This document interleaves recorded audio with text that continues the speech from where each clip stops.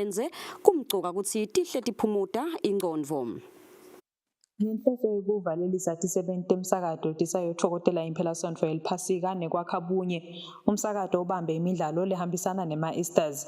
Lokhu kufaka ekhatsi kutsi tisebenti tifune emacanza latiwa ngekuthi ma-Easter eggs lebekafihlwe etindzaweni letahlukene.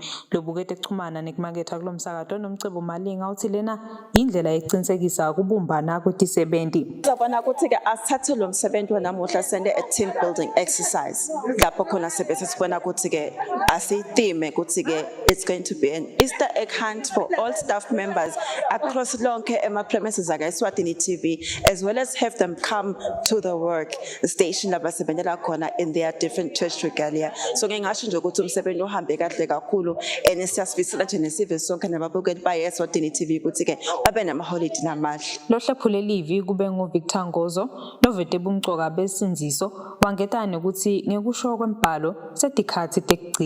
Jesu wasenela lokukhulu esiphambanweni walengela emacala ethu wathi nakafa lapha esiphambanweni wathi kuphelele kusho ukuthi abesayifezile inkonzo yekubuyisana kwemuntu naNkulunkulu ngoba sibantu sidalelwe sonene. So kubalekile ukuthi nasaphila kulona mhlaba njengoba sikhona nje lana emsebentini bengibatshela kona nje ukuthi kuyabita lokuthi usaphila kulona mhlaba naso khona kwehlukanisa lokubi nalokuhle kuhle ukuthi wemukele Jesu abe inkosi nemsinzisi ngoba sowayicetha inkonzo esiphambanweni ukuthi athethelele emacala ethu. Kulo msebenzi letinye tisebenti betimbethe tembatho temabandla lahlukene lese kukhomba ukucala kwemkhosi weliphasika kumabandla lahlukene kanti ke kuphinze kwahlonyeliswa leto letihambe imbili ngekukoleka emacanza lamanyenti. Kubikano Lesithole Nabongani Masuku Mbabane.